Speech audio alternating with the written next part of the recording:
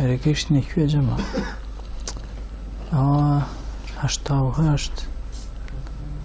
علامات مرض القلب وعوده الصحة وبيان الطريق إلى معرفة السمع والنفس. وما خير. هشتانو.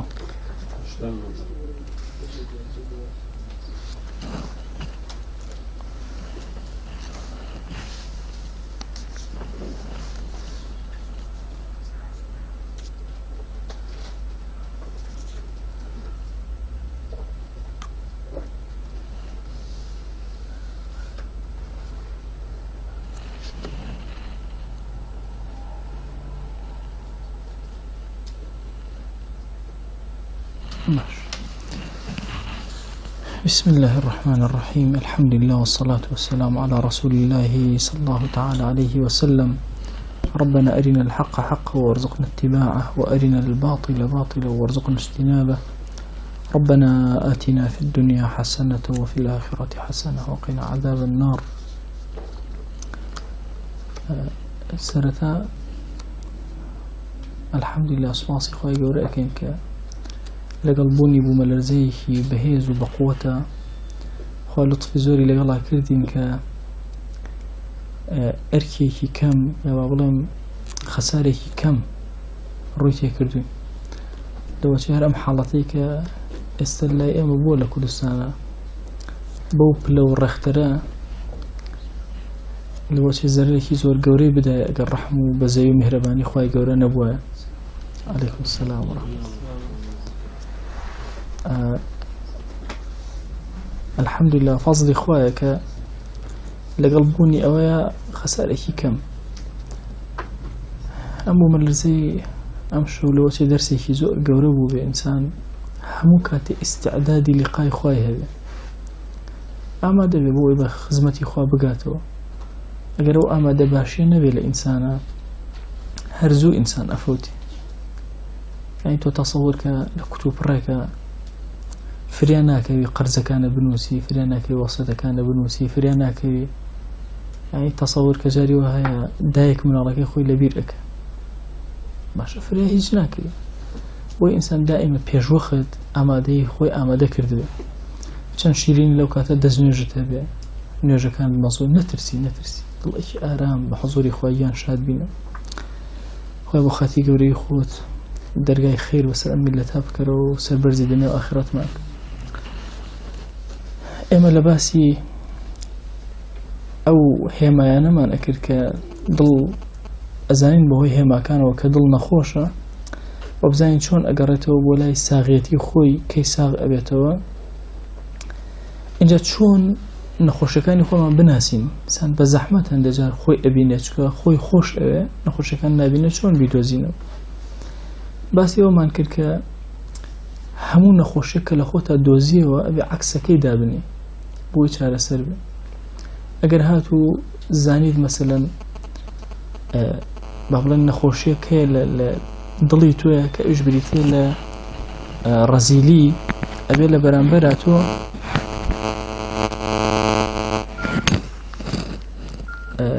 محاوله بکید سخاب خیتشینی يعني سخاوتي كي زور قورب كي أو سخايا لشوينيا ورده دابني ببخشي ما دام حزي لمالا نابخشي أم نفسه ببخشي تا ركبته بلا ببخشي نكي بأنداز به لحد يخوي تجاوزنا كل لحد يخوشي تجاوزي كر عينا أبيت شيء أبيت نخوشي دوام كإسرافة تبذيرة وسط يقلو بينا إنسان ورقري أيش أويس بتشي أزاني وسطك ورقرتوا بوا أزانيك أم صفة خرافة بابلن بونمونا دزگرتنەوە لەگەڵ ئیسرافە پارە هێشتنەوەی یا سەرفکردنی کامیانی لا خۆشەویستترە کامیان چێژی لێ وەرئەگرێ ئەلەذترە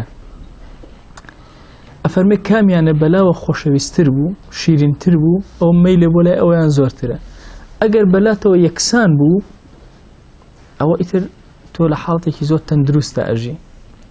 کەوابوو زۆر گرنگە ئێمە ئەم خاڵە بە وردی سیرکەین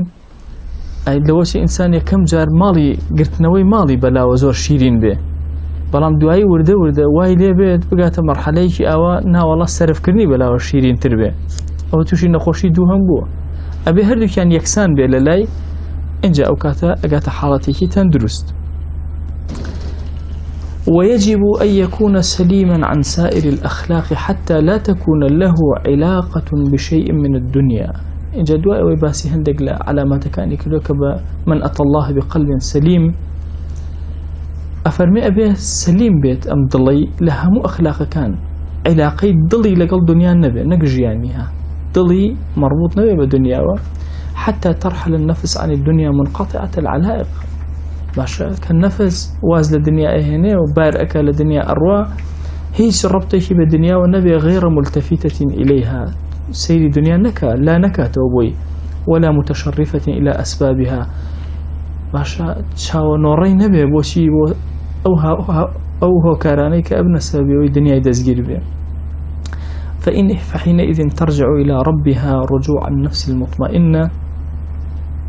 يا أيتها النفس المطمئنة ارجعي إلى ربك راضية مرضية أو كاتا أبيت نفسك مطمئن كأجرت ولا إخوة أم لأخوة راضي وخواش لو راضي. ولما كان الوسط الحقيقي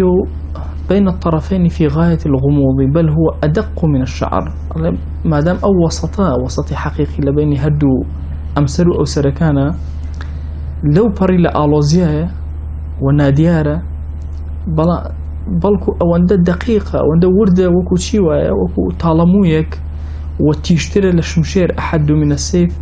فلا جرم من استوى على هذا الصراط المستقيم في الدنيا جاز على مثل هذا الصراط في الآخرة. لوصف فردي صراط الآخرة ألين وكو مباريك وكو شمشير تيج أفرمي عينا شون لبو شوازي الصراط مستقيم إيرج أو هاي شو الدل نابي إفراطك نابي تفريطك نابي زيادة الربيكة نابي كم الربيكة أبي وسطك ورقري إنجا ليرة في أتري كسيكي تاو مناسب مسلمانكي ساخ مسلمانكي سليم على هركسي ليرة تيباري كربا وسط باركة لبيج نجاتي أبي بوسط باركة ولأجل عز الاستقامة أمر العبد أن يقوم في كل يوم مرات أن يقول في كل يوم مرات هر لبر أوشا أو عندنا راحتا بويا الرجانته لاني كم أقول هالفرز هرنكي سنة هرنكي بس فرز كان حفر كاتات وحفجر الله اهدنا الصراط المستقيم خويا بمخير السر مستقيم فبو من التكرار أكيتو سورة فاتحة كزور دقيقة ومن لم يقدر على الاستقامة فليجتهد على القرب من الاستقامة فإن النجاة بالعمل الصالح. أجل إنسان حرنيتواني همو أو نيوانديري أنا بقري الله بحاول بخوي نزيكاته خوي نزيكاته بنمونا إما أزانين قراخي أميزة بابلان وسط من ناتوانا بسر أم قراخا برون بلام أكري بيردان الروبا توزق نزيكي أوابرون حتى نزيكي ويتولى الصراط مستقيم بعملي صالح وكردوي باش أو اندزياتر باشا سدمند أبي لو أتشي كسيق نتواني بقاتا فلي سخاء باشا بلام أتواني خوي نزيكاته ولا سخية كان هندك كردوي سخية كان جيبا جيكا ممكن إنسان نتواني بيتا كسيك حليم ولا سرخو بلام أتواني خوي نزيكاته ولا سر لو كساني كلا سرخو هي من همو صفات كان بوشي وازا ممكن إنسان نتواني بيتا أولياء إخوة بلا أتواني ليه نزيق بيته الله أحب الصالحين ولست منه لعلي أن أنال بهم شفاعة. إمام الشافعي أفرمي صالحة كان بخوش وخوش ملوان نيم وميد أكم خوا أوان بكاتر شفاعة كاربوم لعلي أن أنال بهم شفاعة. جهند جار إنسان خوي بو خوي نكيشو تسرقا مستقيمة كبلام حاول أدا نزيق بيته لرقا مستقيمة كهرباشا شكر نجاتي إنسان بو كردو صالحان إيكا شان كردو كان لو بيا وباشا نفسي أو اندزياتر لا صراطي مستقيمة ونزيكتر أبيته. ولا تصدر الأعمال الصالحة إلا عن الأخلاق الحسنة وخوا كردو صالح الإنسان كالرجان إيكا لو أخلاق حسنيك للنخياتي فليتفقد كل عبد صفاته وأخلاقه أبي همو عبدك بدوي صفات كاني خويا جوان بقرة وبدوي أخلاق والروش كاني بقرة، وليشتغل بعلاج واحد بعد واحد. باشا أبي خوي مشغولك شارسري داني بكا دواء أو شارسري داني يكترتا أروى، وليصبر ذو العزم على مضض هذا الأمر. بازور بعزيمته ولسر نارحتي كان لسر طالية كاني أمكر بوستي حتى وكو خوي الرككاته، فإنه سيحلو كما يحلو الفطام للطفل بعد كراهته له. طبعا منال سبحان الله كشيري لي أبريته دو كاتا منال زور أقري كاتي كم كالدايك أبي توقع أكال برأوي أولا ناوكي وخوارني خواردو استناوكي برا توقع أكال زور بيرسغو بيزور أقري بويا جاري وهايا الروجك تاي ورا ناتوانا ممكي دايكي بقري شكا طبيعتي ناهنة هند جار زماني دمي أجولانا نايخوا دوای کە وردە وردە ڕایەت اینجا هەستەکە چێژ وەرەگرێ، هەستەکە شیرێکی زۆر بەتام ڕەب العالەمین بۆی خەلق کردووە زۆر چێژی لێ وەرەگرێ. دوای کە لە شیر ئەبڕێتەوە سوبحان الله عینی شێواز تەسەور ئەکا ڕزقی بڕە بۆیە زۆر ئەگریە خۆی مانوو ئەکا ناڕەحەت ئەبێ دایکەکەش لەگەڵا تەوان ناڕەحەت ئەبێ. دوای هەر ئەوەندە حیسابە کە چێژی لە خواردنەکان کرد ئیتر ئەگەر شیری بدەیتەوە زۆر زەحمەت. جاری وە هەبوو مناڵ بینیومە کە تۆزێ ئەوە درشت بووە پێشتر چەند گریاوە بۆی کە لە شیر بووتەوە تیانە وەرە شیر بخۆ ڕای کردو باشە نەوێراوە بێتەوە شیرەکە بخواتەوە بۆ چونکە تازە چێژی شتێکی تری وەرگرت. ئەمیش بە هەمان شێوە سوبحان الله ئەم عیلاجە کە تۆ ئەکەی زۆر ناڕەحەتە. تۆ بیرکەرەوە ئەگەر کەسێک سەخی نەبێ بێ خۆی سەخی بکە زۆر زەحمەتە بەلایەوە، بەڵام کە چێژی سەخاوەتی وەرگرت فێر ئەوێ. کەسێک مەسەلەن سەیرەکەی زۆر حەزی بەڕیایە کە چێژی ئیخلاص وەرەگرێ ئینجا هەستەکەی ڕاستە ناڕەحەت ئەبێ زۆر زەحمەتە بەلە، بەڵام دوای چێژێکی زۆر گەورەوەری و هاکەدا هەموو ئەخلاقەکانی تر. ئەفەرمێ فەلەو ڕودە إلى الثدي لكرهه، هەر ئەو مناڵە لە دوای ئەوەی لێ لە شیر بڕایەوە جارێکتر بێنەوە بتوێت بە زۆر شیری بیتەوە زۆر بە زەحمەت فێرە بێتەوە. باشا لو تيك بشي ضلي لا يخوت. ومن عرف قصر العمر بالنسبة إلى مدة الحياة الآخرة حمل مشقة سفر أيام للتنعم الأبد. أجر كسيق أم عمرك كمال في الشاب بقري بهوي وبراوردك بعمري هتاهتاي يعني تتصورك ليرة أجر حفتا صال إمرجيان بري نسر باشا حفتا صال بنسبة 7000 صالة كم نية كم، بنسبة 1 مليون صالة كم ترى، بنسبة 1 مليار كم تر. باشا كاتيك أزاني أي بنسبة هتاي يعني رح يجنيه أجا براوردي كين بلام ملياريك هشتهر كم موتوا نازن بلام بليونيك هشتهر نازن لبروا كسيري عمرك كما أكيد أجر أسهري شغل إما بي بلان كاك ورد درج إشكا دمانك تو إسراحتك درج فمن أبروكين أو دمانك إسراحتك، بينما تورا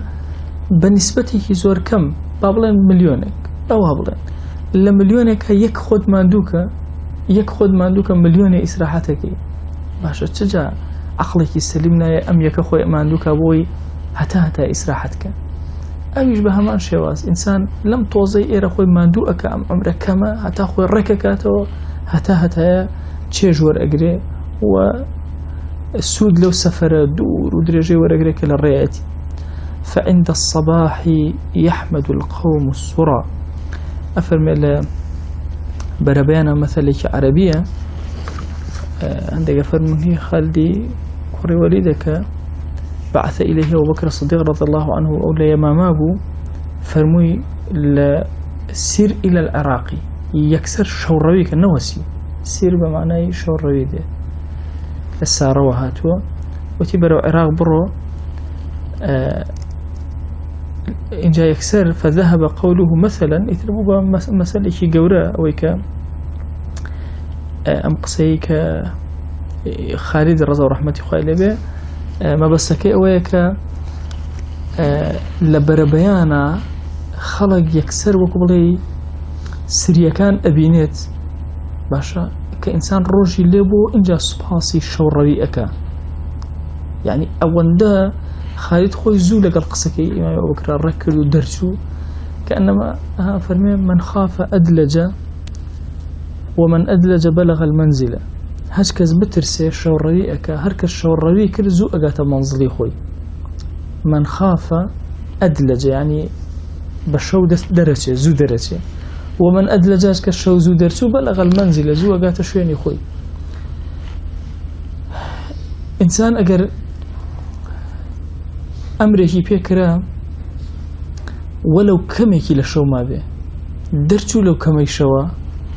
لبربانا زور صفاسي خو أكا كسيرا كان روجو أبواي أو درسو سيرا كان نيوين رقاي بالريو زور زوتو عنيوتي نجأتي بدرج واعلم أن الله تعالى إذا أراد بعبد خيرا بصره بعيوب نفسه أقر خواهي قولا شاكي بو يشي لعبد كان يويست شاوي أكاته ولا أست عيب كان يخويا أخي الإنسان خوي زوزو خوش عيب كان يخوي نابيني فمن كملت بصيرته لم تخفى عليه عيوبه هاش كسي بصيرتك طواوي هبه عيب كان لي شاراونين وإذا عرف العيوب أمكنه العلاج بس عيب كان بدو زيتو نخوشيان تشخيص كري علاج شارسر أحسن زور كانت كسيك نخوش كري چندين دكتورة كابز بوي بدو زيتو تشيتي كدوزراو تشيتي يتر حل آسان فلانا نخوشيتي بتحديد كري ودوزرته مشكلة لشيء أجل نخوشيان ندوزرته كان نخوشيان ندوزرته كابرا زوء ما ندوي أم دكتور طاوك أتشت الله أبيتر قلق أبي نازانة شبكة إنسان شراوة أقل عيب كان دوزيوا أمكنه العلاج آسانا ولكن أكثر الناس جاهلون بعيوبهم زورني خلقي أويك عيب كان ناب عيب خويان يرى أحدهم القذى في عين أخيه ولا يرى ذلك في عينه يكيب لو أنك بابلين مويك باشا لچاوی بەرامبەریە ئەبینێ بەڵام لە چاوی خۆیان جەزائێک نابینێ باشە دارێکی گەورەی خورما لە خۆیان نابینێ بەڵام مویەکی زۆر بچووک لە بەرامبەرەکەی ئەبینێ جا ئینسان جاری وا هەیە شتی بەرامبەرەکەی زۆر بچووک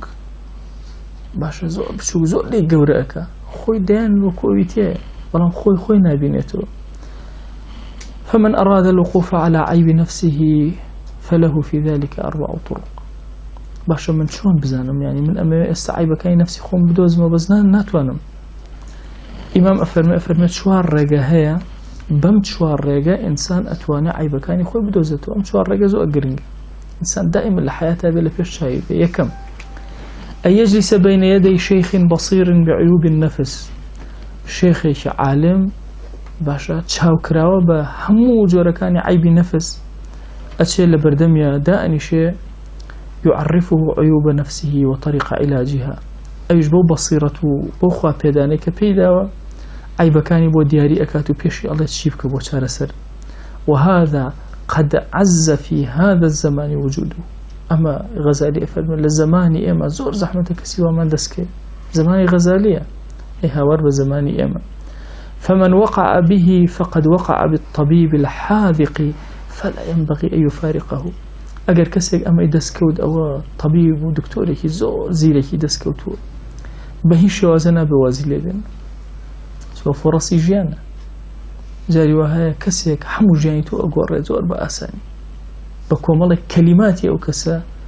بكومالي هالسوكوتي أو كسا همو حياتي تو أقوار جالا أجر شيخي أو دسكوت يتر وازي لما هنا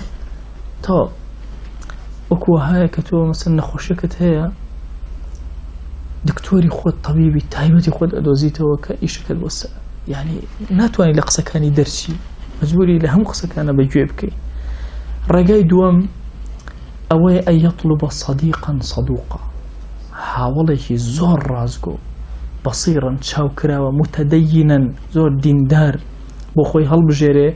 وينصبه رقيبا على نفسه بكات الرقيب شاودر بسر خويا لينبهه على المكروه من أخلاقه وأفعاله بۆ ئەوەی هەر شتێکی خراپی کرد هاوڵەکەی ئاگاداری کات بکاتە ئاوێنەی خۆی بەڵام هاوڵێکی زۆر صادق ڕازگۆ و چاوکراوە ئەهلی دین نەک عیبەکانی کەشفکە لای خەڵک نا محاولەکە عیبەکانی پێ بڵێ و هەوڵی عیلاج پێکەوە بدەن. ئەمیری ئیماندار عومەری کوڕی خەتاب هەموو جارە ئەفەرموو رحم الله امرأ أهدى إلينا عيوبنا ڕەحمەتی خوا لەو کەسێکە عیبەکانمان بە دیاری بۆ ئەهێنێت باشە عیبەکانی خۆمانمان بە دیاری بۆ ئەهێنێت طبعاً تۆ ئەگەر دیاری ئەوێ بۆ کەسێک مەبەستە شکاندی کەسەکەیە ئەتە دیارێکی بێتێ بیشکێنی بەو پەڕی خۆشەویستی ئەو دیاری بۆ ئەبێ ئەمیش بە عینە شێوازە ئەو پەڕی خۆشەویستی تۆ بەکارهێنی کاتێکە عیبەکانی بۆ ئەژێڕیتەوە. پرسیار کرا لە سلمان رضا و رحمەتی خوای لێبێ لما قدم عليه عن عيوبه فقال سمعت أنك من جمعت بين أدمين على مائدة وأن لك حلتين حلة بالليل وحلة بالنهار فقال هل بلغك غير هذا؟ قال لا. قال أما هذان فقد كفيتهما. كاتك بيوتراوتيان بستومانك تو دوو خواردن لەسەر سفرەت دائەنێ دوو خواردن ئودمەین دوو پێخۆر باشە دوو پێخۆر دائەنێ لەسەر مائیدە و سفرەی خۆت و دوو جلیشە هەیەکیان بە شەو لە بەرەکێکیان بە ڕۆژ غەیری ئەمەت بیستووە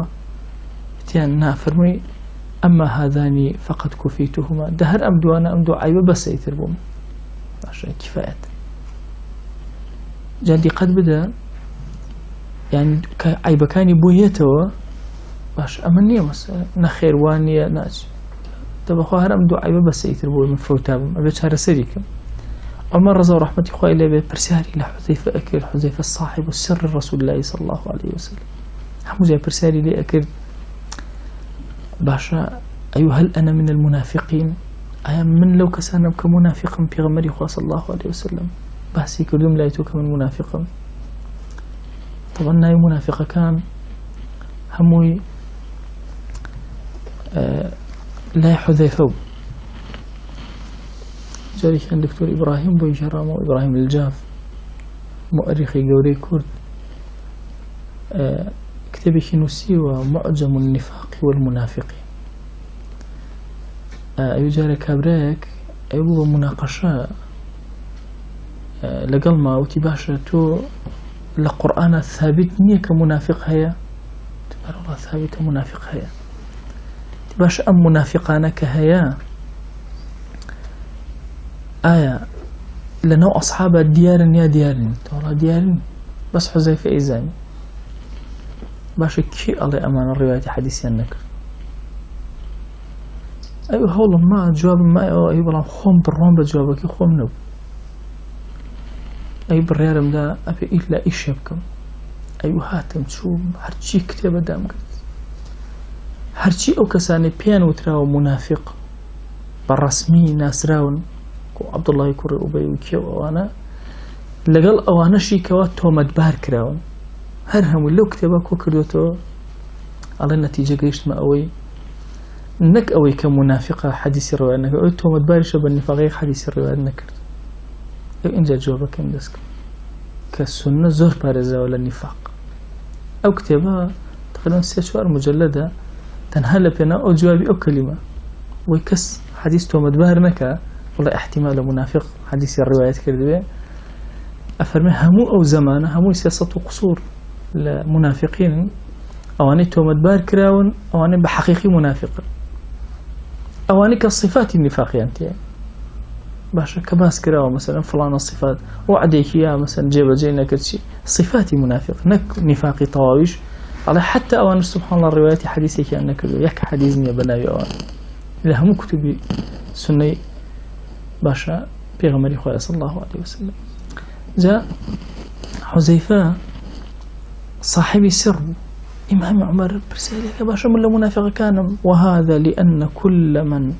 علت مرتبته في اليقظة زاد اتهام لنفسه. إنسان چنك بلي برزبو چاوي كرايو أو زياتر باشا نفسي خوي تومت بارك چەند لە سەرەتای دەستپێکردنیە خۆی پێ ئەوێتە شتێکی زۆر مهم، بەڵام دوایی کەوتەوە هەتا ئەڕواتە سەرەوە هەموو جارێ خۆی بەلاوە زۆر کەمە زۆر بچووکە إلا أنه عز في هذا الزمان دقت لەم قسەیە زمانی غەزالی 500 إلا أنه عز في هذا الزمان وجود صديق على هذه الصفة زۆر کەمە ڕەفیقێکە دەستکەوێ صديق بێ صدوق بێ بەصیر بێ متدین چوار صفەتی تێ زۆر ڕازگۆ بێ و عیبەکانی تۆ بشارێتەوە و کەس پێی نەزان لأنه قل في الأصدقاء من يترك المداهنة فيخبر بالعيب چونکە ڕەفیقەکان زۆر کات مراعاتی یەکتر وەکە عیبەکان بە یەکتر ناڵێن دووش جۆرە ئەو صدیقەی کە هاتەوە ڕەفیقە یا ئەوەنە مراعاتی ئەکە ناڵێت باشە عینەکان ناڵ عیبەکان ناڵ یان حەسەد باشە وهای لێ ئەکە فلا يزيد على قدر الواجب باشە حەسەد ئەوای لێ ئەکە یەک زۆرتر ئەڵێ لە توێ بۆیە دەست ناکەوێ کەسێک یا ئەوەتە کەم تەرخەمی ئەکە یا زیادە ڕەوی ئەکە لە توێ زۆر زەحمەت صدیقێکی ئاوا دەستکرێ وقد كان السلف يحبون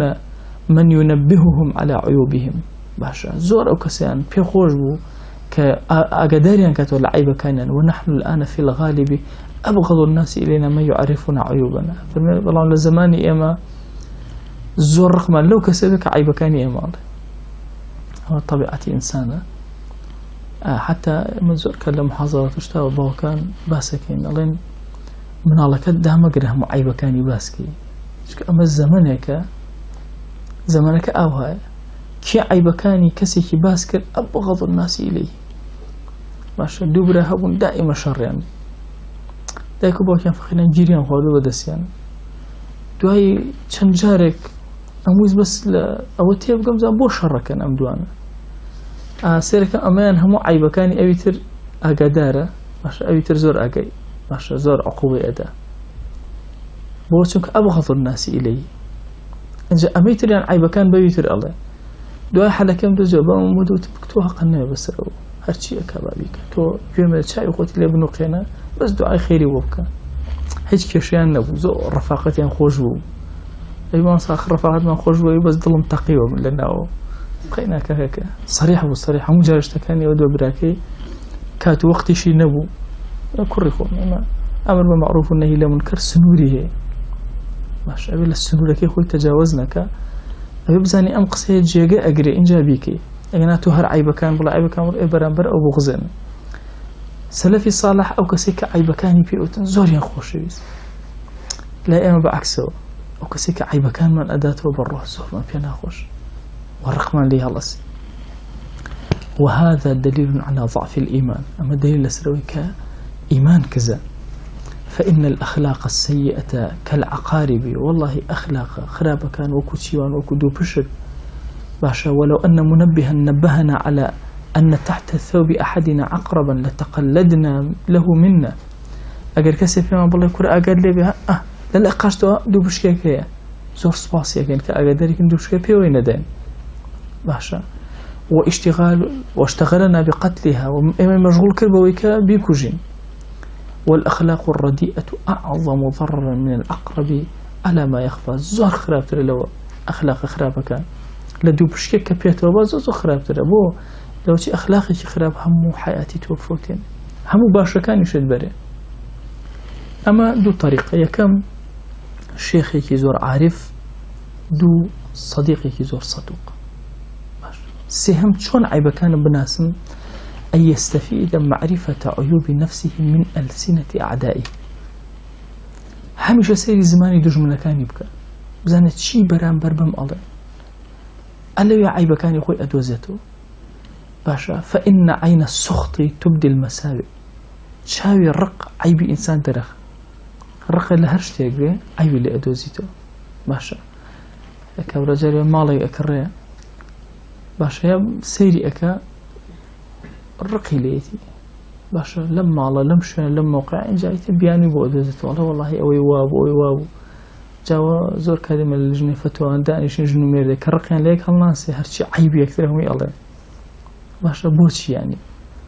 ئەها بە چاوی بغزەوە کە سەیرەکە عیبەکان هەموویەتە پێش چاوی. زۆر کە دافرەتان ئامۆژگاریان نەکەین لەوە کە ئەڵێن بە چاوی خۆشەویستی بڕۆن نەشتەکان، بە چاوی ڕق سیر مەکەن، کە تۆ بە چاوی ڕق سیرێ کرد بەرامبەرەکانت ئەشکێنی، حەج جوانی نابینی، هەموو ناشرینەکان کۆ ئەبنەوە. بۆی ئینسان سیر کە دوژمنەکانی تۆ بە چاوی خۆشەویستی سێری تۆ ناکەن، بە چاوی ڕق سیر دەکەن. هەر قسەی ئەکەن ئەوان ئەبێ بە تەنبیه وەریگری ئیشی لەسەرکەی، ئەی احتیمالەوە عیبێک لەبێ لە عیبەکان کە لە تۆیە هەیە. وانتفاع الإنسان بعدو مشاجر يذكر عيوبه أكثر من انتفاعه بصديق مداهن يخفي عنه عيوبه. سود وەرگرتنی ئینسان بە دوژمنێک بەرامبەری ئەوەسێتەوە عیبەکانی باسەکە زۆر زیاترە لەوەی کە سود لە هاوڵێکی وەرگرێت کە لەبەر ڕەفاقەتەوەوانە عیبەکانی دابشێت. لەوەیان تۆ خۆت زیاتر ئیسفادە ئەەکەی و عیبەکانی خۆتی پێ ئەناسین. کابوو شێخێک سەدیقێکی سەدوق باشە دوژمنەکان و زمانی ئەوان بزانە چی بەرامبەر بە تۆ ئەڵێن هەمووی لای خۆت کۆکەرەوە. چوارەم ئەی خاڵط الناس، با بچێ لەگە خەڵکا بگەڕێ، فكل ما يراه مذموما فيما بينهم يجتنبه. سەیری زمانی خەڵکە چیان بەلاوە ناشرینە ئەم لەو شتانە خۆی دوور خاتەوە، ئیتر وردەوردە عیبەکانی خۆی ئەگەر عیبەکەشی نەدۆزی بێتەوە عیلاجی ئەکە. بەس سیرکە خەڵک چی مەسەلەن ئەچیتە ناو خەڵکەوە ئەبینی خەڵک مەسەلەن هەر هەمووی کۆکەرەوە ئیتیفاقی ئینسان زەمکردنی پێ خراپ، وەرە عیلاجی زەمکە قەت زەم مەکە. باشە حتمان زەم لەوە چێ بەشێک بێت لە عیب لە تۆیە خۆتی لێ دوورەخەیتەوە. خەڵک هەمووی ڕقی لە کەسێکی ڕەزیلە عینەن بە هەمان شێوە، یعنی هەموو صفاتەکان سوبحان الله ئەوە ئەدۆزیتەوە، یەک بە یەک بە دوایانە ئەگەڕێ چی لە ناو خەڵکە خراپ بوو تۆش لێیان ئەگەڕێیتەوە. أم يخالط الناس فكل ما يراه مذموما فيما بينهم يجتنبه. إنسان ئەگە زۆر دوور نەڕۆ بەس سەیری ڕەفیقەکانی خۆی کە ئەوانەی کە زۆر نزیکن لێتەوە سیر کە عیبەکانیان چین ڕێک بگەڕێ و عیبانە لە توێە هەن. باشە ڕێک بگەڕێ ئەو عیبانە لە توێە هەن. ولا صديقة إنسان أتواني أو استفادة بك، يعني استفادة بالضد لقى رفيقك تا هذا دو بلبل قفزة كابن بالمسألة دو بلبل كا وخون قرر بدو بلبل باشا بزانا كي زور خوش بيستا ورا سيري صفاتي أو كسبك بزانا خرافة كان يتشين لتوياها باشا شو كان نقل لخرافة كان يا شوازي أدو كسبك كو أبنوكم مرة خرافة لبيني هردي كان هي بالرفيقة كي خوتا عيوبە کانی خۆت ئەدۆزیت. کە ئینسان عیبەکانی دۆزیەوە ئیتر هەنگاوی دوایەوە دەست پێ ئەکا کە هەنگاوی عیلاجە و عیلاجەکەش بەو شێوازە هەموو عیبێک عەکسەکی، بەڵام نابێت لە حەدی خۆی تەجاوزکە بەو یاسانی کە غەزالی باسی کرد کە ئینسان ئەگەر تای هەبێت تۆ بتەوێ مەسەلەن فێنکی کەیتەوە ئەوەندە بیخێتە ناو مجەمیدەوە بڵێ وڵات تای هەیە دوای پێویستەکە بیخێتەوە لای سۆبە وەچکە لە حەدی خۆی تەجاوزەکە نابێت لە حەدی خۆی تەجاوزکە ئەبێ سنوورێکی وەسەط دابرێن بۆ هەموو ئەخلاقەکان هەر ئەو سنوورە وەسەطەش ئەکاتە تەواوی دین و ئەکاتە قەوام فەلسەفەی قەوامی غەزالی ئەلێوە دەرەکەوێت کە هەر لە هەموو ئەخلاقەکانە تۆ ناوەندگیریت کردبێ وەکانە بەینە ذلك قەوامە. وصلى الله على سيدنا محمد وعلى آله وصحبه وسلم تسليما كثيرا أبدا إلى يوم الدين. يا ربي خويا جان داود لي أكن بناوي جوانت بصفتي برزت باسمي عظمت خوای دەرگای خیر بەسەرمان ئەبکەرەوە یا ربی خوای گیان عیبەکانی خۆمانمان پیشان بدە یا ربی خوای گیان ئێمە لە هەندێک لە عیبەکانمان چارەسەرمان پێ ناکرێ خوایە تۆ خۆت بە گەورەی خۆت هاوکاریمان بکە کە عیلاجی نەفسی خۆمان بکەین یا ربی خوای بمان خەرە سەر ڕێبازی مستەقیمی ئەنبیا و صدیقین و صالحین و شوهەدا یا ربی خوای داوا لێ ئەکەین بە ناوی جوان بە صیفەتی بەرز بە ئیسمی عەظەمت هەر گوناهێ بە دڵمانە گوزرا و عەفومان کە دڵەکانمان سەلیم و ساخکە یا رب العالمین خوای گیان پاکمان کەرەوە بۆ خۆت یا ئەکرەم الئەکرەمین خوای هەر کردەوەکی خراپ لە ناخی ئێمە ڕەگی داکوتاوە خوای بەهانامانە وەرەوە ساغمان کەرەوە بۆ خۆت پاکمان کەرەوە بۆ خۆت یا رب العالمین یا ربی خوای گیان ئێمە عەبدانێکین گوناهی زۆر بۆ تۆ بەرزەکەینەوە والله خوای گیان لە عینادیمان بەرامبەر بە تۆ نییە لە تێنەگەیشتنمان بەرامبەر بە تۆ نییە والله پەروەردگارە ئەزانین تۆ زۆر عەفوی تۆ زۆر کەریمیت یا رب العالمین لە باوکو دایکمان زۆر زۆر بەڕەحمتری بەرامبەر بە ئێمە خوای گیان لە هەڵە و کەم و کوڕی و عیبەکانمان ببوورە کە بەرامبەر بە تۆ بەرزیان ئەکەینەوە یا ربی خوای عەفومان کە خوای بۆ خاتی گەوری خۆت عەفومان کە خوای بۆ خاتی گەوری خۆت عەفومان کە خوای لە گوناهی دایک و باوکمان ببوورە لە گوناهی خزم و کەسوکارمان ببوورە لە گوناهی برا خوشکانمان ببوورە لە گوناهی خێزان و هاوسەر و مناڵمان ببوورە لە گوناهی مامۆستا و قوتابیمان ببوورە یا ربی خوای داوا لێ ئەکەین بە گەورەی خۆت خوای ئارامی بەسەر دڵمانە ببارێنە ئارامی بەسەر ماڵمانە ببارێنە ئارامی بەسەر وڵاتمانە ببارێنە یا ربی خوای گیان داوا لێ ئەکەین بە گەورەی خۆت خوای عیبەکانمان بشارەوە یا ربی خوای عیبەکانمان بشارەوە یا ربی خوای تۆ ستیری هەموو عیبەکان ستر ئەکەیت و ئەشاریتەوە خوای عیبەکانی ئێمەش بشارەوە خوای پەنا ئەگرین بە تۆ لە گوناهێکی گەورەکە کردبێتمان پەنا ئەگرین بە تۆ لە گوناهی بچوو کە دەواممان هەوو بێ لەسەری یا ربی خوای گیان چێش بخەرە ناو نوێژەکانمانەوە چێش بخەرە ناو قورئان خوێندنمانەوە چێش بخەرە ناو عیبادەتەکانمانەوە یا رب العالمین بمان گێڕە لەو عەبدانەی کە تۆ لێیان ڕاضیت یا ئەکرەم الئەکرەمین خوای ئەگەرچی ئێمە ئیستیحقاقی ئەومان نییە کە تۆ لێمان ڕاضی بی خوای بە ڕەحمی تۆیە ئەنازین خوای لێمان ڕاضی بە ڕەزامەندی خۆت بەسەرمانە ببارێنە عاقبەتمان خێر کە یا رب العالمین خوای عاقبەتمان خێر کە یا ئەکرەم الئەکرەمین یا ربی خوای ئێمە عەبدانێکی گوناهکارین ڕۆژانە بۆ تۆ گوناه بەرزەکەینەوە ڕۆژانە ڕەحمی تۆ بەسەر سەری خۆمانەوە ئەبینین خوای لەم دنیای دەرمان مەکە بە ئیمانەوە نەبێ لەم دنیای دەرمان مەکە بە شەیەتومانەوە نەبێ لەم دنیای دەرمان مەکە بە ئومەتی پێغەمبەری خوا نەبێ صلی الله عليه وسلم خوای بە ئومەتی ئەو قبوڵمان کە بە شوێن کەوتێ ئەو قبوڵمان کە لەژێر سێبەری ئاڵای ئەوە حەشرمان کە یا ربی خوای گیان بەزەی خۆت بەسەر هەژارانی ئەم وڵاتەمانە ببارێنە تو گەورەی خۆت خوای بەهانەیانە وەرە خوای قەرزی سەرشانی قەرزارەکان سووک کە بێڕسەکان یا رب العالمین ڕسق زیاد کە بێماڵەکان ماڵدار کە بێ مناڵەکان مناڵیان پێ عەتاکە یا ربی خوای گیان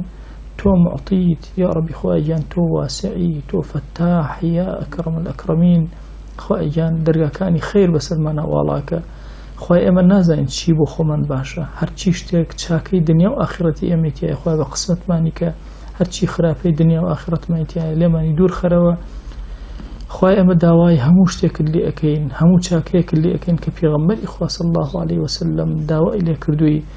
پەنات پێ ئەگرین لە هەر خراپەیەک کە ئەو خۆشەویستە پەنای پێ کردووی وصلى الله على سيدنا محمد وعلى آله وصحبه وسلم تسليما كثيرا